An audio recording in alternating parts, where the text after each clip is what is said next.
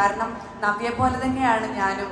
നമ്മളൊക്കെ സാക്രിഫൈസ് ചെയ്യണ്ടേ, എന്നാലല്ലേ നമ്മുടെ ലൈഫിലൊരു എന്തെങ്കിലുമൊക്കെ നമുക്ക് നേടാൻ സാധിക്കൂ എന്ന് ഞാൻ പറഞ്ഞു. ആൻറ്റി അല്ല, എന്നെ അങ്ങനെ തെറ്റിദ്ധരിക്കരുത്, ഞാനൊന്നും സാക്രിഫൈസ് ചെയ്യുന്നില്ല.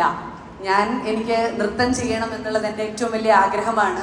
ഞാൻ തുടർന്നുകൊണ്ടേയിരിക്കുന്നു. എൻ്റെ ജീവിതത്തിലെ ഏറ്റവും വലിയ ആഗ്രഹമാണ് ലോകം അറിയപ്പെടുന്ന ഒരു നർത്തകിയാവുക എന്നുള്ളത്, ഭരതനാട്യ നർത്തകിയാവുക എന്നുള്ളത്.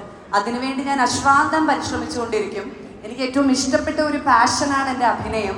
അതിനെനിക്ക് അവസരങ്ങൾ വന്നാൽ വളരെ നല്ലതെന്ന് തോന്നുന്നതും എൻ്റെ മനസ്സിനുതകുന്നതുമായത് ഞാൻ ഡെഫിനറ്റ്ലി ചെയ്യും.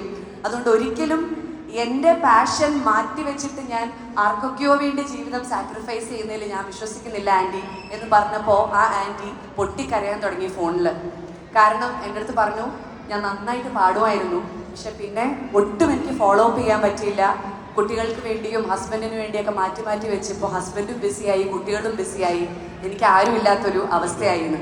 പക്ഷേ അന്നത്തെ ആ ഫോൺ കോളിന് ശേഷം അവരിപ്പോൾ ഒരു അവാർഡ് നേടിയ ഒരു സിംഗറായി മാറി. അപ്പം നിങ്ങളുടെ എല്ലാവരുടെയും ഉള്ളിൽ ഒരു ടാലൻ്റ് ഉണ്ട്. ആ ടാലൻറ്റ് മോംസ് ആൻഡ് വൈഫ്സിലൂടെ നിങ്ങൾ വെളിയിൽ കൊണ്ടുവരട്ടെ. ദിൽഷാദിൻ്റെ ഈ സ്വപ്നം ലോകം മുഴുവനുള്ള അമ്മമാരും ഭാര്യമാരും മാത്രമല്ല, ലോകമെമ്പാടുമുള്ള സ്ത്രീകൾ ആഘോഷിക്കപ്പെടുന്ന ഒരു ഗംഭീര ആപ്പായി മാറട്ടെ എന്ന് പ്രത്യാശിക്കുന്നു, പ്രശംസിക്കുന്നു. Thank you so much for making me. Thank you Navya, thanks a lot for the insightful words everyone. And Navya, അങ്ങനെ പോകാൻ പറ്റില്ല, നമുക്ക് കുറച്ച് സമ്മാനം കൊടുക്കാനുണ്ട്. അപ്പൊ അതിനകത്ത് 2 ലക്ഷം രൂപയുടെ ഉണ്ട്, 12 ലക്ഷം രൂപയുടെ ഉണ്ട്. അതൊക്കെ നമ്മൾ